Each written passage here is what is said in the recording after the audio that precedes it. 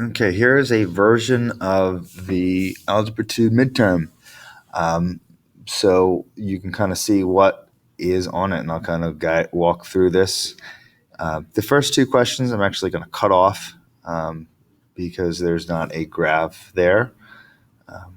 But what I am going to have on here is similar type questions where you're given a function and you're asked to translate it. In this case, we're looking for a translation 7 units to the left, and it's your job to know what to do. So obviously there's multiple choices here, and I have 1, 2, 3 questions that are like that. So that would be something to review. You could find that in Chapter 1, Section 1, and Chapter 1, Section 2 in your textbook. The other question over here, number 6, is using a linear regression on your graphing calculator, and we will. I'll also go over that, but you probably remember that you need to input all of these. You input this table into your list, and use that to create a linear regression. So all of that's there underneath the stat button in your graphing calculator. The other part of Chapter 1 was solving systems of equations, and in this case, we're solving a system of 3 equations, and I used the box method to eliminate one set of variables from 2 equations and then group another set of 2 equations, eliminate a variable, and then do that once more. And then once you find the value of x, y, or z, plug it back into an equation with 2 variables to find the second variable. And then the last step is to take 2 of the missing variables and plug in into any of the 3 equations to find the last one. The other way you could do this, as it's multiple choice, is you could plug them in and see which work. Or certainly you could use as a way to check your work. The questions 8 and 9 are going to have to do with transformations to quadratic functions. And it looks like there's more than one transformation. So given a parent function here, what would the effect be of a vertical stretch and a reflection followed by a translation? Be careful, look at the signs in each of these possible answers. And I would also, if you have a TI-83 in front of you, plug this in the calculator, see if what you came up with matches what this looks like when it's graphed.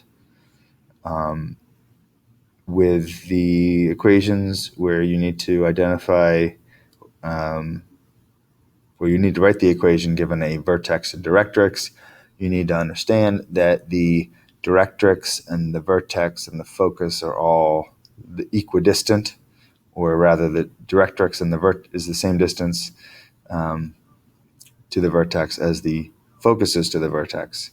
And you're taking the distance from the vertex to the focus and plugging it into your equation, y equals 1 over 4 p x squared times x squared. And number 11 is similar. So you have two chances to show what you know with that.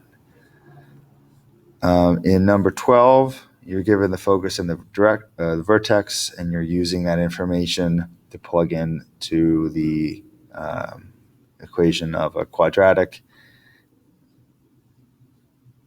Number 13, you're writing the equation of the parabola with the given characteristics. So given the vertex and the directrix, what would the equation of the line of the quadratic be? For this one, I would definitely draw a picture or sketch a picture so you can see what it looks like, because you will need to identify where the focus is and find the distance from the vertex to the focus. So that's something that's pretty easy to see, but please sketch that out. With number 14, you're writing an equation of the parabola in vertex form. So knowing where the vertex is, using the general form y equals x minus h squared minus k. You would plug these values right in here. Notice all the answers are a little similar. So that's another case where you're being very careful about what signs you're inputting into the formula.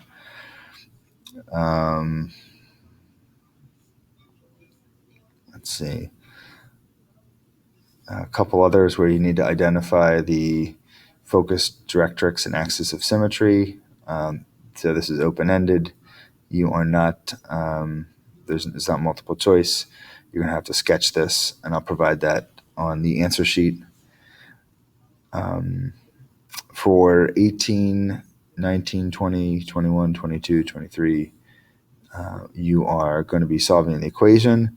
These are quadratic equations, so you will probably need to use one of the methods that we went over in class in Chapter 3. So we're completing the square. We're taking the square root. And lastly, in the last two questions here, we're using the distance formula to write the equation of a parabola.